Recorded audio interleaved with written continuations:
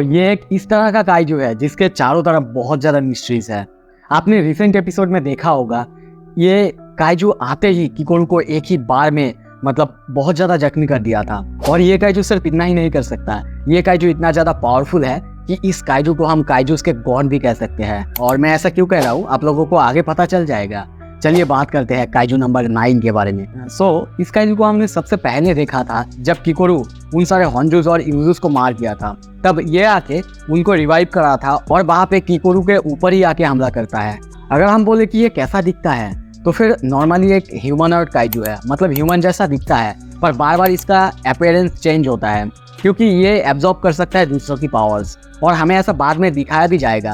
Appear होने के बाद ही डिफेंस फोर्स के 2 ऑफिसर, उनमें से ईसाओ और रेनो की बात हम कर रहे हैं, उनको बहुत ज्यादा जख्मी कर देता है, जो कि आपको बाद में एपिसोड में दिखाया भी जाएगा। डिफेंस फोर्स जनरल ईसाओ शिनोमिया यानी किकोरू के पापा, उन्होंने इसे एक वायरस की तरह कहा है।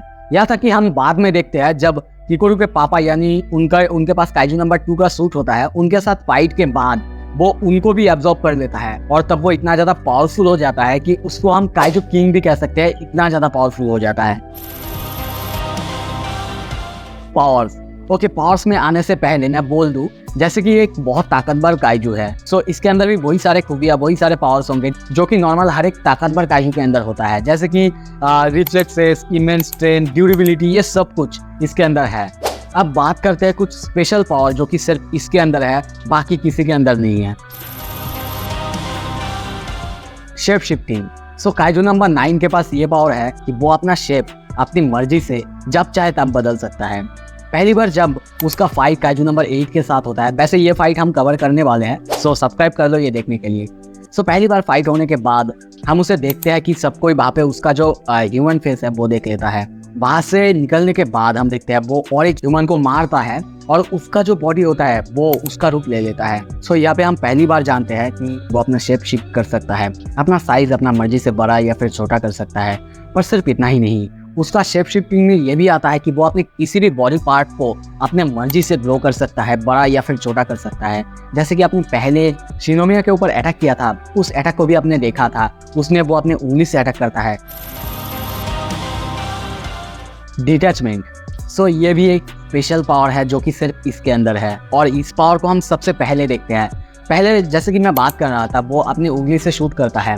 इसी पावर का नाम है डिटैचमेंट। इसमें क्या होता है कि उसका बॉडी से कोई भी हिस्सा अलग होता है और उसको वो शूट कर सकता है अपने इंडेक्स फिंगर की मदद से।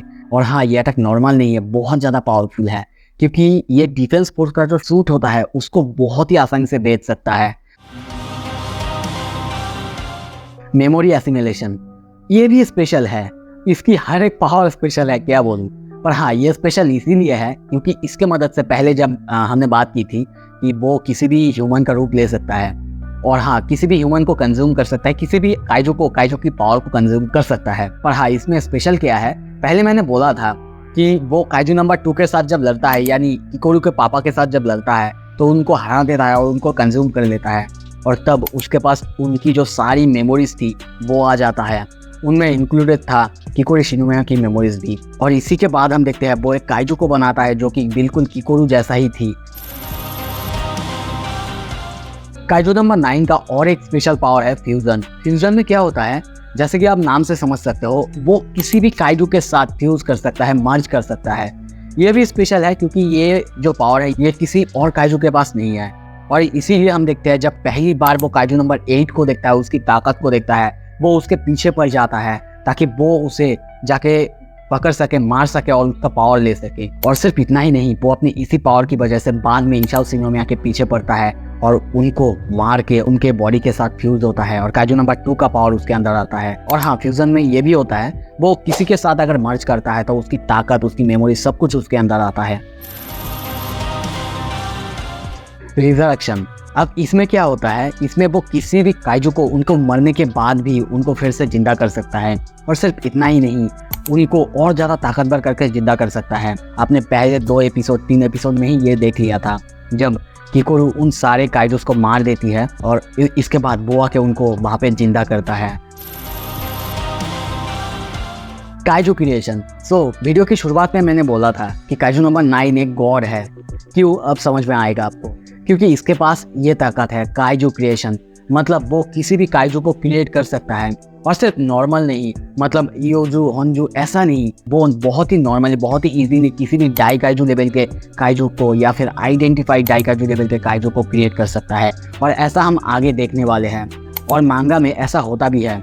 हमने काइजू नंबर 10 को देखा है, काइजू नंबर 10 से लेके 15 तक उसने ही क्रिएट किया है। अब तक इसके बारे में बहुत कुछ मिस्ट्री है, लेकिन जितना पता चला है उससे ये समझ में आ रहा है कि वो किसी भी काइजू को क्रिएट कर सकता है, पर उसका मोटिव क्या है ये सब कुछ अब तक हमें बताया नहीं गया है। मांगा में बहुत बाद में हमें दिखाया भी जाता है एक जगह, जब वो एक जगह पे बैठा हुआ था और उसके पीछे बहुत सारे काइजूज है जो कि अभी अपने इनिशियल स्टेज में हैं। सो यहाँ पे हमें पता चलता है कि वो काइजू क्रिएट कर सकता है और अपने लेवल से भी बहुत ज़्यादा ताकतवर काइजू को क्रिएट कर सकता है। कैमोफ्लेज स्पेस, अब ये क्या होता है, जब शिनोमिया के ऊपर आके वो अटैक करता है तो वहाँ पे जो पूरा जगह में था रेडियो पूरी तरह से ठप पड़ जाता है, तो उसका अलग सा एक स्पेस बना सकता है वो, मतलब वो खुद के लिए अलग सा एक स्पेस बना सकता है जहाँ पे ना कोई सिग्नल आ सकता है, ना कोई भी जो लाइफ फॉर्म होता है जिनमें कोई भी जिंदा चीज़ वहाँ पे आ या फिर जा नहीं सकता, उस गेट को पार नहीं कर सकता। ये बहुत ही ज़्यादा स्पेशल है। ये हम बाद में भी देखते हैं जब यारू और रेनो के ऊपर आके वो अटैक करता है, वहाँ पे भी वो पूरी तरह से रेडियो सिग्नल और सब कुछ ठप कर देता है और उनके पूछने के बाद वो वहाँ पे बताता है कि यहाँ पे कोई अंदर या फिर बाहर आ या फिर जा नहीं सकता। जो कुछ भी पावर था ये सब कुछ स्पेशल था। इसके अलावा भी और भी थोड़े थोड़े छोटे छोटे पावर्स हैं जिनके बारे में इतना ज़्यादा कुछ इंपॉर्टेंट नहीं है, तो इसीलिए बात नहीं की। कैसा लगा आपको ये वीडियो? अगर वीडियो अच्छा लगा तो लाइक करो, शेयर करो और ऐसे ही वीडियोस देखने के लिए मेरे इस चैनल को सब्सक्राइब करो। Thank you so much.